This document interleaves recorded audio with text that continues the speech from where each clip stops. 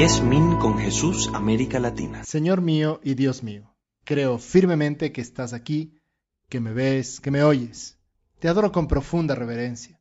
Te pido perdón de mis pecados y gracia para hacer con fruto estos 10 minutos con Jesús.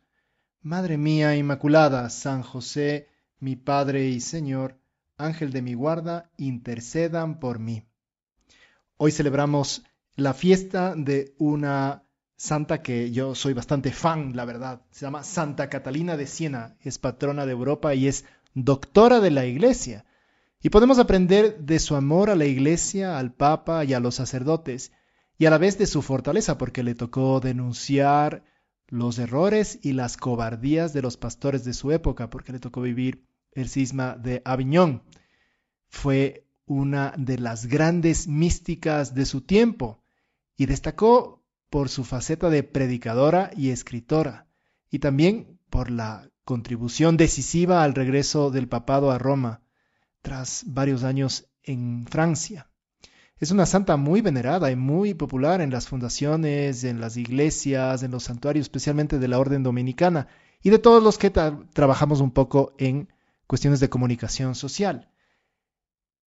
San José María le tenía también mucha devoción y dejó escrito una cosa que a mí siempre me ha llamado la atención. Decía: deseo que se celebre la fiesta de esta santa, hablando de Santa Catalina, en la vida espiritual de cada uno y en la vida de nuestras casas o centros. Siempre he tenido devoción a Santa Catalina por su amor a la Iglesia y al Papa y por la valentía que demostró al hablar con claridad, siempre que fue necesario, movida precisamente por ese amor. Y eso es lo que recoge también la colecta del misal romano. Fíjate que la Iglesia desde hace muchísimos siglos, que le venera como santa, le pide cosas concretas. La oración colecta, como sabes, es la oración dentro de la misa que recoge como las cosas que le pedimos a Dios, porque siempre están dirigidas a Dios. En este caso, a través de ella, ¿no? Fíjate qué bonita es. Señor Dios, que hiciste a Santa Catalina de Siena arder de amor divino en la contemplación de la pasión de tu Hijo y en su entrega al servicio de la Iglesia, concédenos por su intercesión vivir asociados al misterio de Cristo para que podamos llenarnos de alegría con la manifestación de su gloria. Eso es lo que decimos en la colecta. Y Señor, te pedimos hoy que nos ayudes a copiar las virtudes de esta santa tan querida, de la santa deslenguada, también como le dicen algunos. Y es que hay que aprender a decir las cosas con cariño, con respeto, pero hay que aprender a decir las cosas bajo un clima, por así decir, de amor. Un amor que en ella era patentísimo al Santo Padre. El dulce Cristo en la tierra, le decía que era el Papa. El dulce Cristo en la tierra es muy fuerte.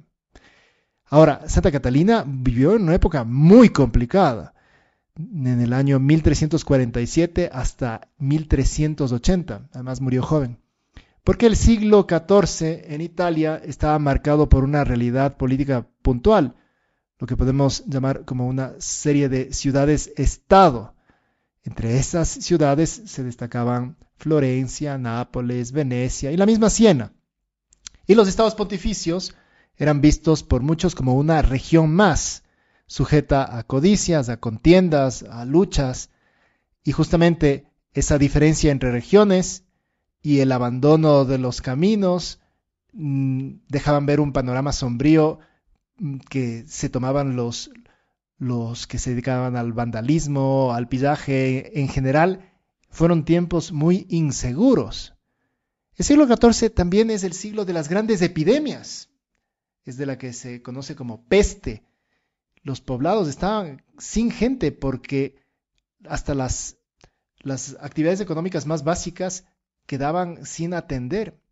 No solo murió cerca de una tercera parte de la población de Europa, sino que muchos huyeron de las garras de la enfermedad para caer en las garras de la mendicidad. Se generó una pobreza impresionante. Y ese efecto fue especialmente devastador en la vida de la Iglesia. monasterios abandonados, ausencia de vocaciones, responsabilidades y puestos que nadie podía asumir. Y la situación del clero diocesano era aún peor, porque lo que nosotros conocemos como el seminario, ese camino de formación, solo surgirá después del siglo XVI.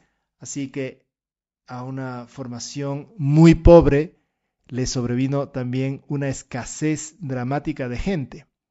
La condición general de la iglesia podríamos decir que era deplorable. Y si quieres, la señal más visible de eso era que el obispo de Roma no vivía en Roma. Ya desde 1305 los papas se habían acogido a la protección del reino francés en una localidad que se llamaba Aviñón. Y aunque de un modo práctico eso garantizó la estabilidad y la protección al papa, tuvo un efecto también destructor en torno a lo espiritual de la curia, porque se mundanizó más y tuvo un efecto desastroso en el peso que los cardenales franceses consideraron que tenían, y a la larga eso sería una de las causas para el cisma de Occidente que se dio en 1378. Es verdad que la gestión diplomática y sobre todo el testimonio de vida de Santa Catalina lograron que el Papa Gregorio XI vuelva a Roma, pero la verdad es que duró poquísimo porque por enfermedad murió y los cardenales franceses volvieron a alegar que hubieron serias amenazas contra ellos y pese que habían escogido a Urbano VI, eligieron ellos otro nombre para papa, que se llamó Clemente VII. Y entonces, fíjate, tuvieron dos papas a la vez, ¿no? Santa Catalina misma murió mucho antes de que se arregle este problema, con lo cual uno puede decir, bueno, ella vio a la iglesia como destrozada, ¿no? El papa en Francia, luego dos papas a la vez, luego los cardenales que no se comportaban como debían, una iglesia que tenía un clero pésimo, o sea, todas las cosas como para, si hubiera habido Twitter en esa época hubiera sido terrible, ¿no? Hubiera estado todo el rato mandándoles ahí al pan a todos. Pero la verdad es que nosotros somos la iglesia y muchas veces la iglesia pasa por estos periodos más terribles y lo increíble es que no se ha destruido la iglesia porque siempre el Espíritu Santo hace un cambio o suscita personas como Santa Catalina que logran hacer recomenzar a muchas personas por su testimonio, por sus palabras, por su forma de estar en el mundo.